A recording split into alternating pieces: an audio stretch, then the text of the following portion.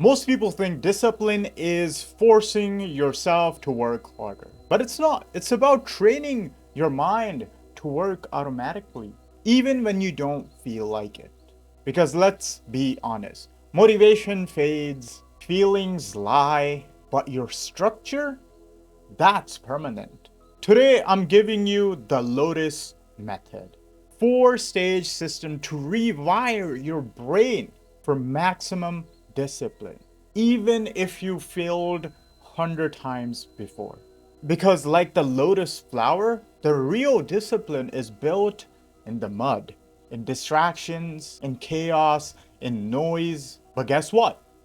It still rises clean. The truth about discipline. Discipline isn't a trait you're born with.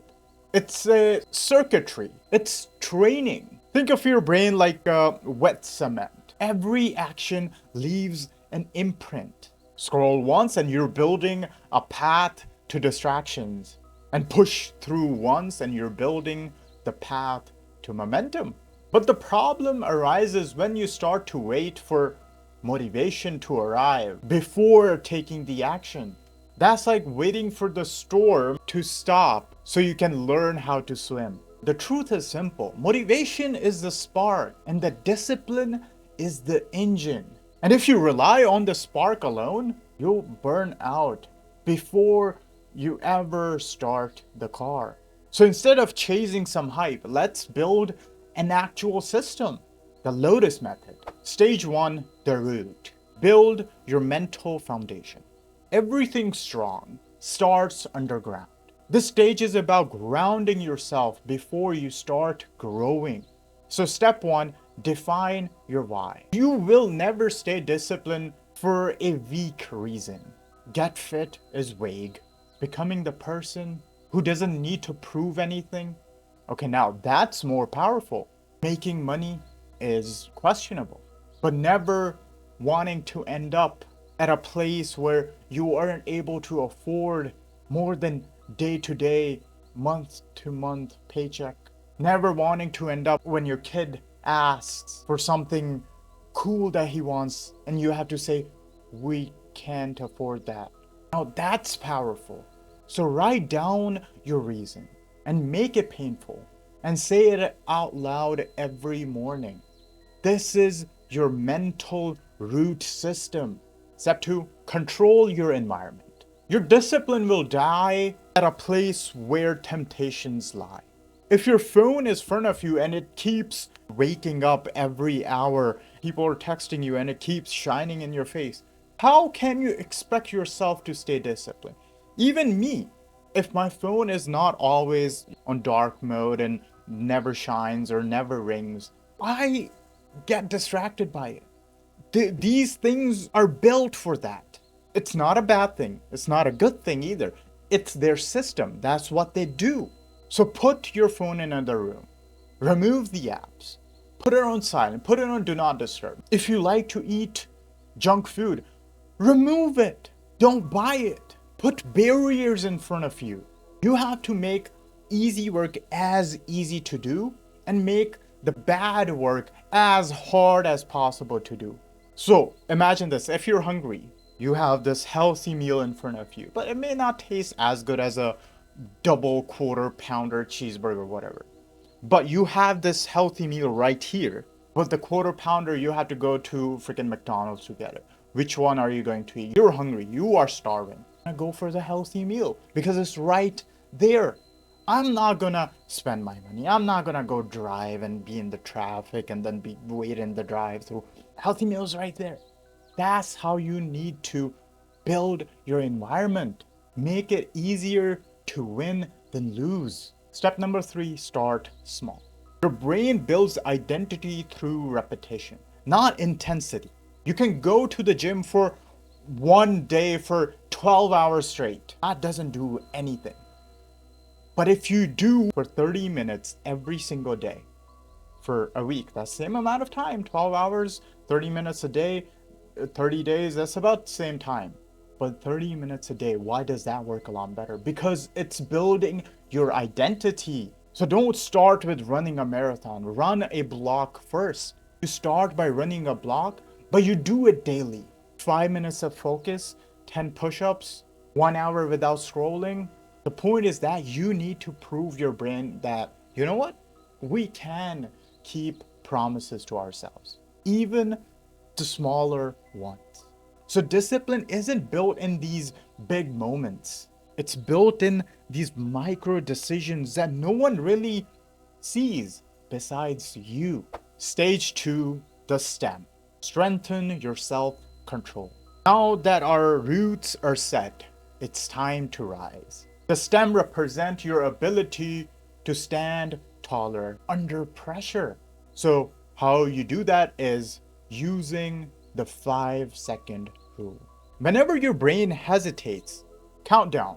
5, 4, 3, 2, 1, go. This method short circuits your overthinking and builds a bias towards action. It's not about motivation, it's about motion. And step 2, practice delayed gratification. The world rewards fast pleasure. Scrolling, sugar, dopamine highs. But the strength builds in the wait. Can you wait? Are you willing to wait? Are you patient enough? Every time you delay a craving, your brain rewires to favor long-term reward over short-term comfort. So you're literally training your prefrontal cortex to stay in charge. So every time you resist an urge, that's not you just saying no. That's you saying, you know what? I'm in control. I'm in charge. If you're getting any value from this, please don't forget to hit like and subscribe. We rebuild discipline here one system at a time. Let's get back into it. Stage 3, bloom.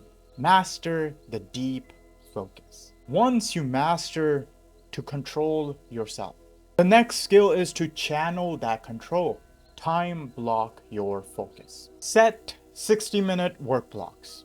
No multitasking, no phones, no distractions, zero noise. Tell your brain for next 60 minutes, this is all what exists. And you'll be shocked how your brain just gives in when it knows that, you know what, distractions aren't really an option anymore.